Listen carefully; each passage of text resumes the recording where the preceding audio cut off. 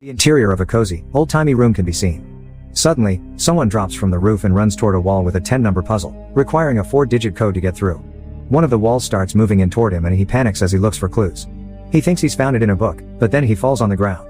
He interprets the clue on 4 paintings in the room, but the wall is coming closer.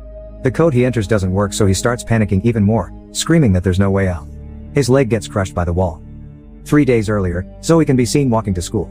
She's in class when the professor asks about the quantum Zeno effect. She's written down the answer in her notebook, but struggles to get her hand up to answer.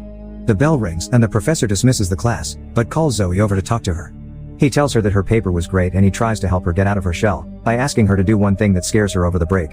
A motorcycle arrives in a business area. Then we see Jason talking on the phone in his office, closing a business deal. His assistant tells him he has another call, which Jason thinks is about a client giving him a gift.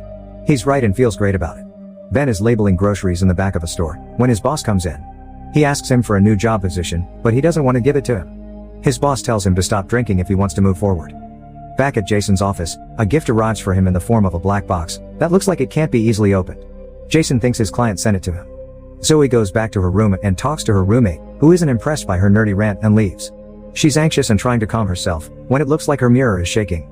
She experiences something like airplane turbulence when suddenly she wakes from a nightmare, her roommate asking if she's okay. Before Zoe's roommate leaves for the holidays, she finds a package in front of their room addressed to her and gives it to her, saying it's from her professor. The same black box is in her package too. Ben gets to work early and sees one of the black boxes waiting for him. He tries to open it by hitting it and throwing it, when it suddenly opens by itself and he continues the process. Meanwhile, Zoe also tries to open the box and she figures it out quite fast. Simultaneously, Jason watches YouTube videos to help him open the box. The 3 of them succeed in opening the box when a piece of paper comes out of it. It's a voucher for a minus escape room, which if escaped would win them $10,000. The next day, Ben is waiting in front of the minus building, smoking, when a car parks behind him. Amanda comes out and they have a small exchange, when she eyes him about smoking. She walks inside and gives the guard her ID as well as her phone. Before she walks into the elevator, he thanks her for her service in the army. Danny walks into the elevator with her, last minute. He takes out a phone which he has sneaked in. Amanda walks into the waiting room first, where Mike, Jason and Zoe are already sitting. She goes to the reception desk, but the rest tell her not to bother. Danny walks in second to her, as Mike is ranting about a childhood pet with heterochromia. Jason and Danny have an exchange about the scar on Jason's hand, and Amanda asks Zoe if they know each other, because she seems familiar to her. Ben walks in last and greets everyone. Amanda reads a newspaper about a fire and gets anxious. Danny tells the rest that he has been to 93 escape rooms before. Jason messes with him about that, but Mike tells Danny that his nephew is just like him and that he was the one that suggested he tries the minus room. Amanda says she's only there for the money. Danny explains to the rest how the rooms usually work and Zoe asks how the game starts. He tells her that they have to wait for the game's master to take them to the escape room. Ben stands up to smoke another cigarette, but the doorknob breaks off when he touches it. Mike goes over to try and fix it, but Danny thinks that they already are in the escape room. He comes over to the door and sees the oven dial.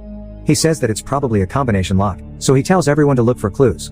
Everyone searches around the room. Zoe sees a mug with an airplane and Amanda finds the name Dr. Woodinyu, thinking it might be a clue. Mike picks up a copy of Fahrenheit 451 and finds a screwdriver hidden inside of it. Zoe thinks that 451 might be the combination to the lock and inputs it in the door. Suddenly, the ceiling starts glaring red. They realize it's actually throwing off heat too. Zoe tries to turn off the dial, but it's stuck. Danny says that they can ask for a hint, so Amanda goes to ask at the reception. Jason finds a globe with a boat, which throws him off for a second, but then sees the lock on the window. Ben wants to break the window with a fire extinguisher, but when he sees that it's fake he throws it away. The 4 columns in the room start heating up too. Everyone is freaking out, except Danny, and Zoe finds a key in the extinguisher. She opens the window and they see that the receptionist is actually a mannequin. Suddenly, the phone rings and they all expect Jason to pick up. The message is automated, saying they should follow the rules. When he drops the phone, the window shutters go up and more heaters appear. Zoe and Amanda go to get some water because Amanda is having an anxiety attack. Zoe sees the burns on her neck. The men are looking for clues, but have no idea what to do as the room is getting hotter. Zoe sees another clue about the coasters on the table. She runs over to it and presses one of them, which opens an exit in the ducts. The exit opens a little, so they all have to press the coasters simultaneously to open it completely. Jason goes in the duct and finds a way out. He needs the screwdriver that Mike has, so Amanda switches places with him and lets him through. Jason opens the other exit. The others send Amanda next through the vent, while they hold the coasters with both hands. Zoe gets another idea about the puzzle. She fills a glass of water and places it on the coaster, pressing it down. Meanwhile, Amanda panics as she's crawling through the duct. She has a flashback from her time in Afghanistan. Zoe hears her scream and the rest tell her to go after Amanda. Danny and Ben fill the glasses with water, but they're half a glass short. They argue and a burner comes down in the room. Ben pours his liquor in the glass and the exit opens. They escape in the last second as the room burns. They jump through the fireplace into the next room. Danny is still excited thinking all of it is still a safe game, but Amanda thinks that it was all real and wants to get out. Jason finds another lock and Danny tries to convince Amanda not to call the police. He still gives her the phone, but there's no signal. Meanwhile, Zoe and Jason are looking for clues and he finds the first key to one of the locks on the door. Then he finds the second lock on the door, which needs a 7-letter word to open. They all try to figure out the words, when Ben sees animal skulls on the wall. He has a flashback in which he's driving drunk with his friends and sings Christmas songs. He tells the others to try with Rudolph and it works. Jason opens the door and they start walking outside of the house, but Zoe and Ben stay back. When the two of them exit the house and it locks behind them. The next room looks like it's actually outside and it's really cold. Danny hits his head on the walls of the room, which are giant monitors. He falls on the ice and it sounds like it's cracking. Danny is still convinced that the room is safe. Freezing air starts shooting through the vents. He tells the rest to look for clues again. Jason is the one to find the door. Zoe sees the phrase "true north" is a lie etched on a sled. Simultaneously, Mike finds a fishing rod on a tree and Ben is trying to light a cigarette. Amanda finds one code and says that they'll share it, then gives it to Zoe. Ben falls into a fishing hole and Danny says that there might be a clue in the water. Suddenly Mike brings over the fishing rod. While the rest of them are trying to figure out the puzzle, Zoe finds a compass in the coat pocket. She follows it north, but remembers what she read on the sled and goes the other way. Zoe finds another clue in the mouth of a stuffed bear and comes back to the group as Ben walks off to smoke his cigarette away from them. Zoe attaches the clue, which is a magnet, to the fishing line and Mike drops it inside again. Jason asks for the coat. Mike gets something on the rod, but it's really heavy. They pull out a frozen cube with the key inside. Jason asks for Ben's lighter and he throws it at them, prompting Danny to get it. When he gets the lighter and turns around, he falls into the water and under the ice. The others see him and try to break the ice to get him. Eventually they lose sight of him and he drowns. Jason gives Amanda the coat, saying she was right that the game is real. Mike and the group attack Ben, thinking that it's his fault that Danny fell. They think he's the game's master. He starts insulting all of them, but Jason stops him and tells them that it's more important to survive. Then he tells them that they should use their body heat to get the key out of the ice. The temperature drops in the room. Jason has a flashback of himself on a boat with his friend wearing a red coat. Mike faints, but Jason gets the key out. They find the door and it opens behind them. As they start moving toward it, the ice breaks and they jump inside in the last moment again. The next room is a bar where everything is upside down. The room starts moving up and when it stops the phone rings. Mike walks under the phone and it drops in his hand. There's a deafening noise and then music starts playing. Jason sees the door to the other room, but it's missing a doorknob. Mike notices the 8-ball from the pool table missing and starts moving to look for clues, when the noise reappears and Ben stops him from falling over because a piece of the floor falls off. Amanda climbs the bar and finds a lockbox with 4 numbers. Zoe finds a sliding puzzle on the adjacent wall and climbs over the hole to it. Mike climbs over to her side too and helps her up. As she's solving the puzzle, another part of the floor falls off, almost taking Jason with it. Ben jumps over to the puzzle side and Zoe finally solves it. They figure out how to read it and get a 4-digit code, but it doesn't work when Amanda inputs it in the lockbox. Another part of the floor falls and Mike and Ben grab onto the puzzle, but they're too heavy for it and it starts tipping over. Mike is too afraid to climb off, so Zoe does it and falls on the floor, hitting her head. They all call to her to get up, when she has a flashback of an airplane accident she was in, calling to her mom. Jason wakes her up and gets her back on the wall. Zoe tells Amanda to try the code in reverse and it works.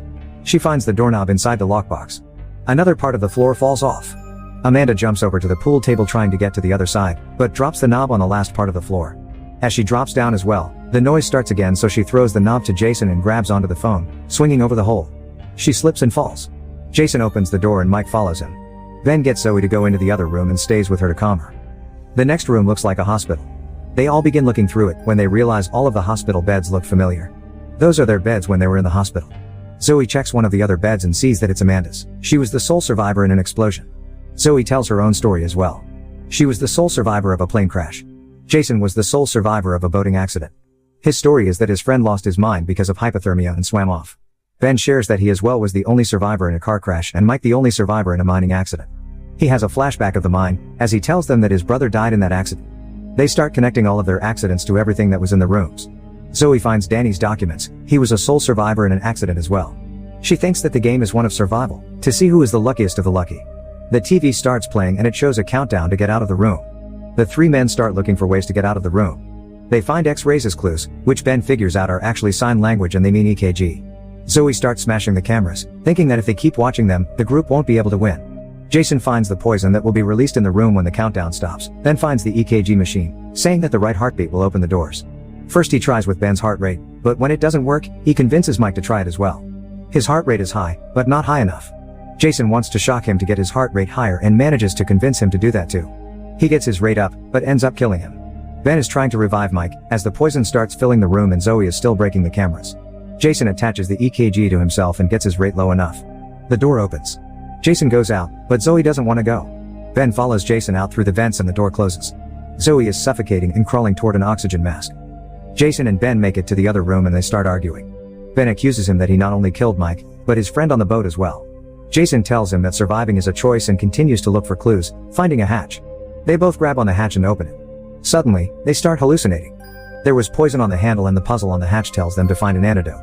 Ben finds the antidote, but there's only one dose. Jason jumps him and they fight for it. Ben ends up killing Jason and injects himself with the antidote. Ben jumps into the other room. It's the same one from the beginning of the film. Meanwhile, the cleaning crew walks inside the hospital room and they think they found 2 bodies. They find the oxygen mask hanging from the ceiling, when suddenly Zoe wakes up and knocks them both over. She grabs a gun from one of them and leaves the room. Simultaneously, Ben is at the other room, after he's messed up the code. He gets into the fireplace as the wall closes in and manages to escape the room. When he walks inside, a disembodied voice starts talking to him, telling him that his money were on Jason. The game's master appears telling him that he's won. Ben antagonizes him, but he just starts explaining what the point of the game is. The customers of the game are actually the most powerful people on the planet and they want entertainment with real stakes. The man tells Ben that he didn't think it was possible for him to win as he gives him a cigarette. Then he tries to kill him, but Ben suddenly stabs him with a piece of wood that was stuck in his leg. The monitor shows that Zoe and the man are both still in play, then she comes out shooting at him. The man tackles her and almost kills her, when Ben knocks him over and then shoots him. The both of them walk out of the building.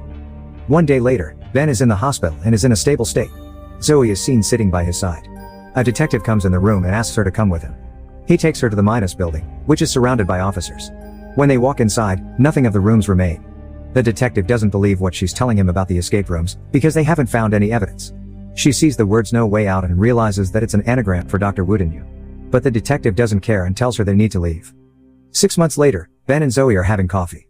She shows him a file she's put together about the rest of their group and how their deaths were made to look like accidents.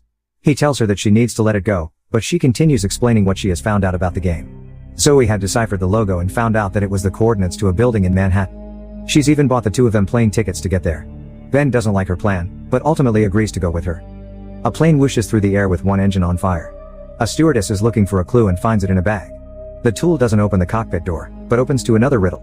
As the 2 stewards try to figure it out, a third one tells the passenger to brace for impact. The other 2 figure out the code and go inside the cockpit, only to find the pilot's dead. The stewardess tries to pilot the plane, but it crashes. Suddenly, 2 people appear and it becomes obvious that the plane accident was a simulation. A disembodied voice tells one of the people from the simulation that Zoe's and Ben's tickets were intercepted and that the game continues.